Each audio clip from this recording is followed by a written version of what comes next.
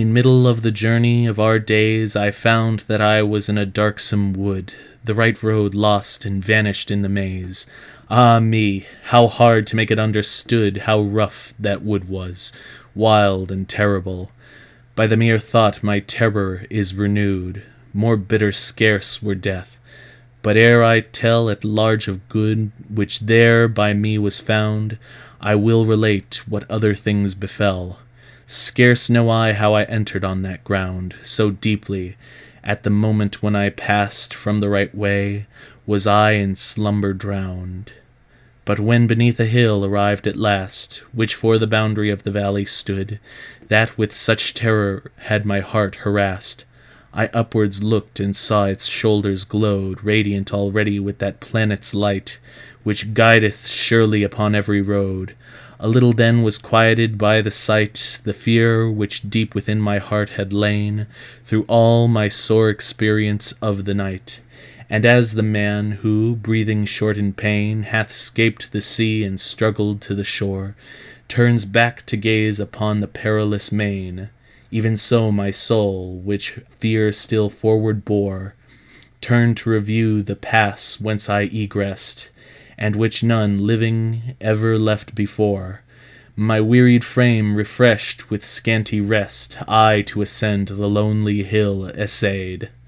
The lower foot still that on which I pressed, and lo!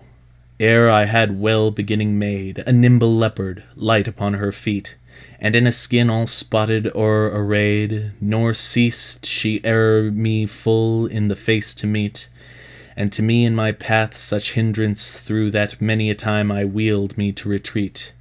It was the hour of dawn, with retinue of stars that were with him when love divine in the beginning into motion drew those beauteous things.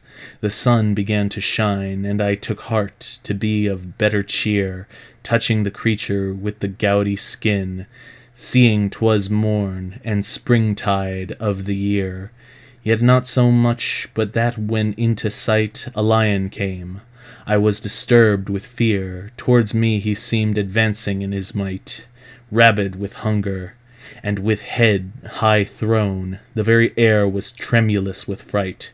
A she-wolf, too, beheld I further on. All kinds of lust seemed in her leanness pent. Through her ere now much folk have misery known, by her oppressed, and altogether spent by the terror breathing from her aspect fell. I lost all hope of making the ascent.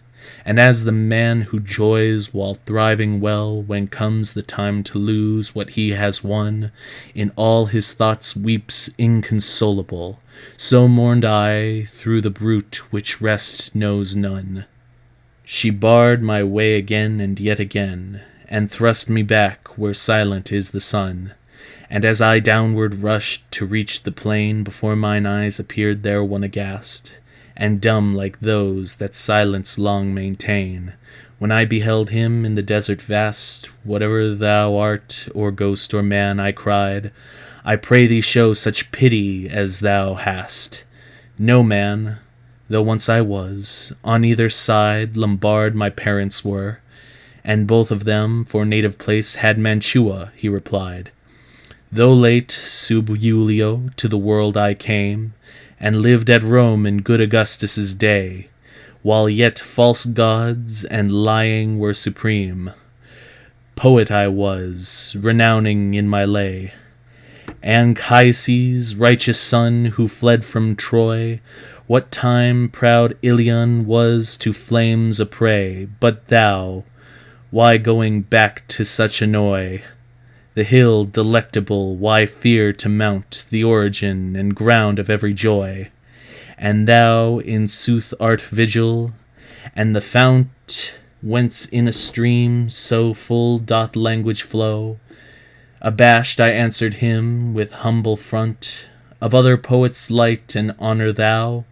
Let the long study and great zeal I've shown in searching well thy book avail me now. My master thou, and author thou alone. From thee alone I, borrowing, could attain the style consummate which has made me known.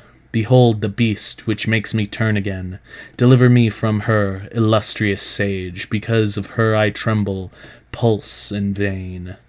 Thou must attempt another pilgrimage. Observing that I wept, he made reply, If from this waste thyself thou'st disengage, because the beast thou art afflicted by will suffer none along her way to pass, but hindering them, harasses till they die.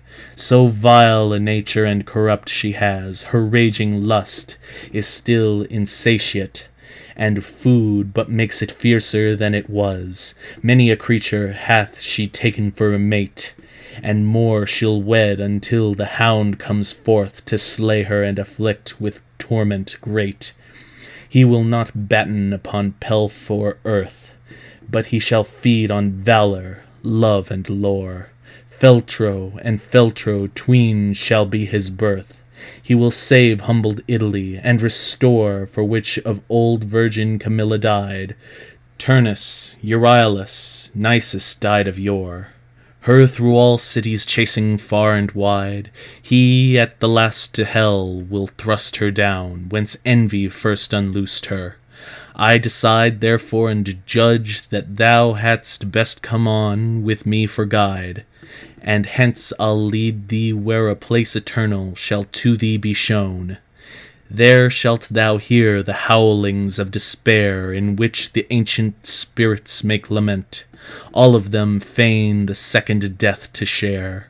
Next shalt thou them behold who are content, because they hope sometime, though now in fire, to join the blessed they will win consent.